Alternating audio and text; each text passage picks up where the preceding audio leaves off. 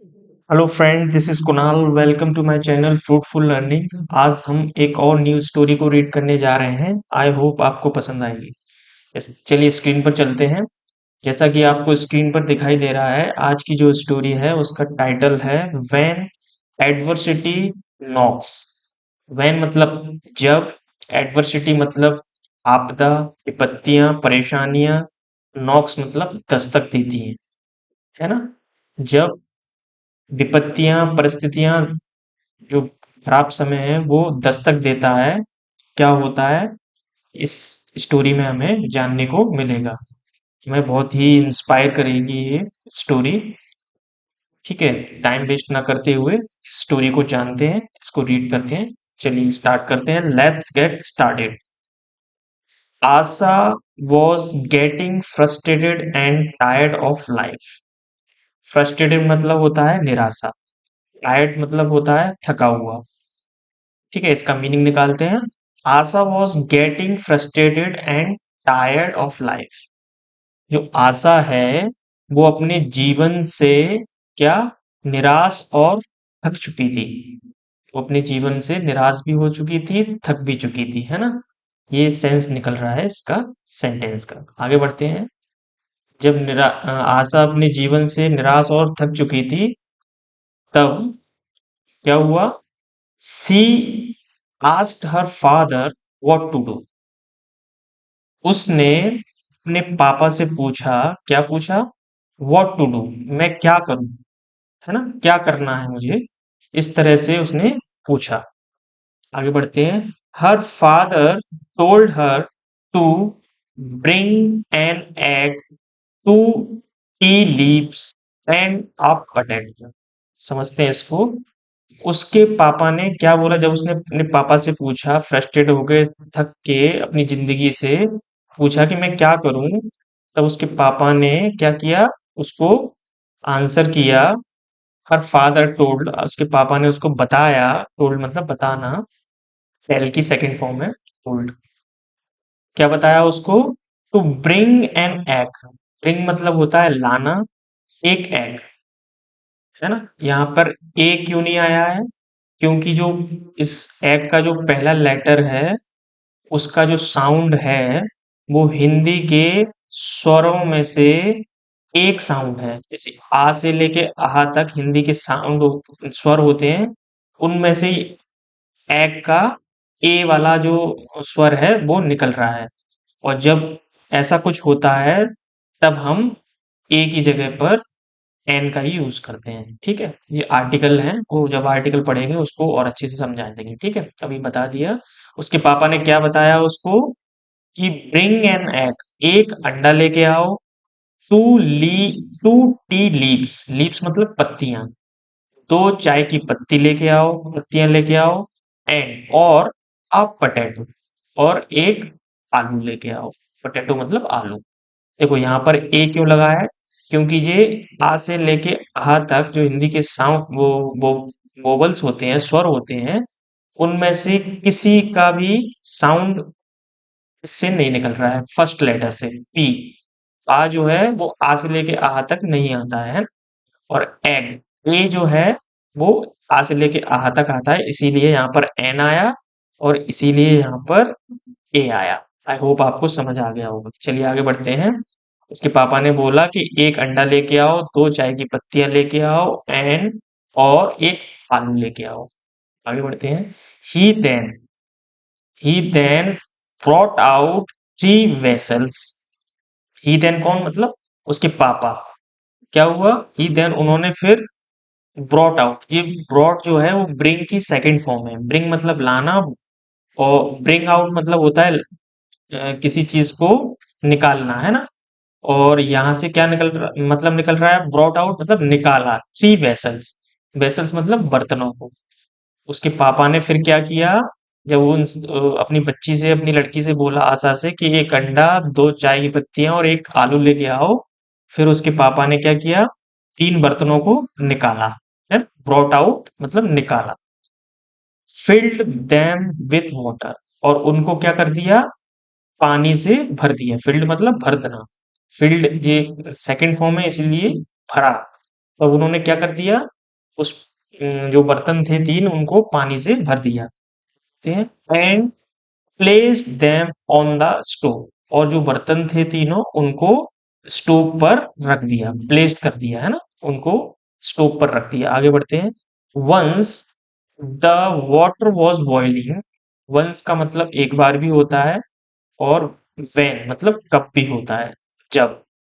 जब the water was boiling, जब जो पानी है वो उबल रहा था, ये जो सेंटेंस जो स्ट्रक्चर है वो पास्ट कंटिन्यूअस का स्ट्रक्चर है, कोई काम कर रहा था, है ना। तो जब पानी उबल रहा था, he told Asha to place the items into each pot and keep an eye on them. ठीक है, इसको समझ लेते हैं। जब वो पानी उबल रहा था तो उसके पापा ने क्या बोला आशा को, ही टोल्ड आशा, उसने आशा को बोला, उन्होंने क्या बोला, प्लेस द आइटम्स, जो जितने भी आइटम उसने मंगाए थे, अंडा, पत्ती और आलू, इनटू ईच पॉट, मतलब जो place the item into the each pot, pot मतलब बर्तन, प्रत्येक बर्तन में उस एक एक आइटम को क्या करना है, रख देना, डाल देना है उस बर्तन में। एंड कीप एन आई मतलब नजर रखना, ऑन देम, और उन पर नजर रखो, है ना। ये उसके पापा ने आशा को बोला। आगे बढ़ते हैं। After 10 minutes,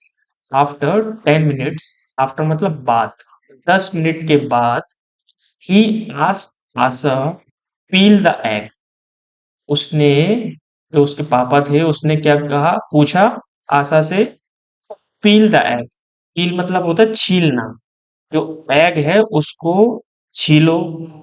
peel the potato, जो आलू है उसको भी छीलो। एंड स्ट्रेन द लीव्स, और जो पत्तियां हैं उनको छान लो। स्ट्रेन मतलब होता है छानना। देखो, जो स्ट्रेन है, अगर इसको नाउन फॉर्म में यूज किया जाए तो इसका मतलब होता है स्ट्रेस, या, है ना, टेंशन। और अगर इसको वर्ब फॉर्म में यूज किया जाता है तो इसका मतलब होता है छान। और यहाँ पर ये वर्ब फॉर्म में यूज हुई है, इसीलिए इसका मतलब निकल रहा है पत्तियों को छानना। उसके जो पापा हैं उसने 10 मिनट बाद क्या बोला आशा को, कि एग को छीलो, और जो आलू है उसको छीलो और पत्तियों को छान लो, है ना। आगे बढ़ते हैं। आशा वॉज लेफ्ट कंफ्यूज, जो आशा थी वो क्या हो गई, असमंजस में पड़ गई। कंफ्यूज मतलब असमंजस में पड़ना, है ना। हर फादर एक्सप्लेन, एक्सप्लेन मतलब उस चीज को समझाना, जो उसके पापा हैं उन्होंने क्या किया, आशा को समझाया। क्या समझाया, each item was placed into the same circumstances, circumstances मतलब होता है परिस्थितियां, ईच मतलब प्रत्येक, जो प्रत्येक आइटम को प्लेस किया गया था, रखा गया था, सेम मतलब एक जैसी परिस्थिति में। उसके पापा ने समझाया आशा को कि जो आइटम हमने लिए, हमने उनको सबको एक जैसी परिस्थिति में रखा था। बॉइलिंग वाटर, उबलते हुए पानी। बॉइलिंग वाटर का क्या मीनिंग निकल रहा है यहाँ पर, कि जो उबलता हुआ पानी था उसमें उन्होंने जो 3 आइटम थे उन सबको रखा हुआ था, है ना। सेम चीज थी, क्या, उबलता हुआ पानी, है ना। आगे बढ़ते हैं। See how each responded differently, तो उन्होंने क्या कहा, देखो, जब हमने तीनों आइटम को एक जैसी परिस्थिति में रखा था बॉइलिंग वाटर में, तो उसने बोला, उनके पापा ने बोला, क्या बोला, देखो, हाउ ईच रिस्पॉन्डेड डिफरेंटली, कैसे प्रत्येक ने अलग अलग तरीके से प्रतिक्रिया की, रिस्पॉन्ड दिया। जो हमने उन सबको एक ही परिस्थिति में रखा था फिर भी सबने अलग अलग प्रतिक्रिया दी, है ना। आगे बढ़ते हैं। ही कंटिन्यू, वो समझाते हुए, आगे बढ़ते हुए समझाते रहे, क्या बोला फिर उन्होंने, the egg was soft but is now hard, जो अंडा है वो पहले क्या था, मुलायम था, सॉफ्ट था, बट इज नाउ हार्ड, लेकिन वो अब हार्ड हो चुका है, कठोर हो चुका है ना। The potato was hard but is now soft, जो आलू है वो पहले हार्ड था, कठोर था, ठोस था, अब क्या मुलायम हो चुका है, सॉफ्ट हो चुका है। And the tea leaves they change the water itself, और जो चाय की पत्तियां हैं उन्होंने खुद से अपने आप पानी को बदल दिया, पानी को उन्होंने पूरा का पूरा चेंज कर दिया, बदल दिया। तो उसके पापा उसको ये बात समझा रहे हैं इस इन आइटम्स के थ्रू। क्या क्या समझा रहे हैं कि पहले हम हमने सेम परिस्थिति में उबलते हुए पानी में अंडा, आलू और पत्तियों को डाला, फिर भी क्या हुआ, उन्होंने क्या किया, सभी ने अलग अलग रिस्पॉन्स किया, अलग अलग प्रतिक्रिया की, ये वो समझा रहे हैं, है ना। आगे बढ़ते हैं। तो फादर देन आस्क, तो जो पापा हैं उन्होंने क्या पूछा, उससे फिर पूछा अपनी लड़की से, क्या पूछा, व्हेन एडवर्सिटी कम्स, जब विपत्तियां आती हैं, बी रिस्पोंड, जो पापा हैं उन्होंने कहा, बताया, उसको क्या बताया कि जो विपत्तियां हैं, जो गलत, जो हमारे आपदाएं हैं, वो जब आती हैं, be respond in the same manner as they have, तो हम लोग भी, हमारे जीवन में जब विपत्तियां आती हैं तो हम लोग भी इसी तरीके से, इसी मैनर में रिस्पॉन्स करते हैं, प्रतिक्रिया देते हैं। कैसे, आगे बढ़ते हैं। नाउ, अब, are you an egg, potato और टी लीव्स, डिसाइड योरसेल्फ। तब उन्होंने समझाया कि जब हमारे, हम भी ऐसे ही उन आइटम्स की तरह, जब हमारे जीवन में विपत्तियां आती हैं तो अलग अलग रिस्पॉन्स करते हैं, उस जैसे उन्होंने किया सेम परिस्थिति में। अब ये खुद को डिसाइड करना है, क्या डिसाइड करना है कि आपको एग की तरह प्रतिक्रिया देना है, आप एग हो, पोटैटो हो या लीव्स हो, इस उदाहरण से उन्होंने समझाया। हमारी जो स्टोरी थी वो यहीं खत्म हो चुकी है। अब इससे हमें क्या अच्छी सीख मिल रही है, वो जानना बहुत जरूरी है। चलिए स्टार्ट करते हैं, इस मोरल ऑफ द स्टोरी को जानते हैं, यही इस स्टोरी की मेन चीज थी, है। सिचुएशन विल अराइज, जो जो सिचुएशन है, सिचुएशन मतलब स्थिति, विल अराइज, अराइज मतलब जो सिचुएशन है, स्थिति है, वो तो आएगी। Problems will come and go, जो प्रॉब्लम्स है, जो सिचुएशन है, जो स्थिति है, वो तो क्या होगी, जो सिचुएशन है, जो स्थिति है, वो तो आएगी, है ना। अब ये हमें डिसाइड करना है, क्या डिसाइड करना है कि जो प्रॉब्लम है will come and go, problem आएंगी और जाएंगी, है ना। आगे देखते हैं। It is your attitude towards the problems that define the way of your life. आगे इसको भी पढ़ लेते हैं। जो इट इज योर एटीट्यूड, जो आपका नजरिया है, आपका दृष्टिकोण है, टूवर्ड्स द प्रॉब्लम, समस्याओं की तरफ, क्या कि आप इनको, इन समस्याओं को देखकर किस तरह से अपने जीवन को परिभाषित करते हैं, ये आपके ऊपर है, आपके नजरिए के ऊपर है ना। We can create something new by experience adversities, जो विपरीत स्थिति है, परिस्थितियां हैं, समस्या हैं, उनको एक्सपीरियंस करके हम जीवन में कुछ नया कर सकते हैं, है ना। ये मोरल ऑफ द स्टोरी थी। इसको एक बार और अच्छे से समझा देता हूँ।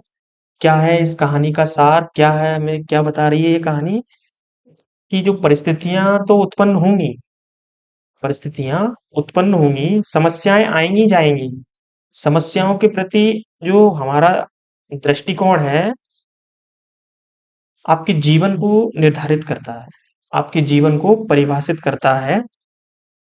हम विपरीत परिस्थितियों का अनुभव करके भी कुछ नया बना सकते हैं, क्रिएट कर सकते हैं। इस कहानी से हमें ये सीखने को मिल रहा है।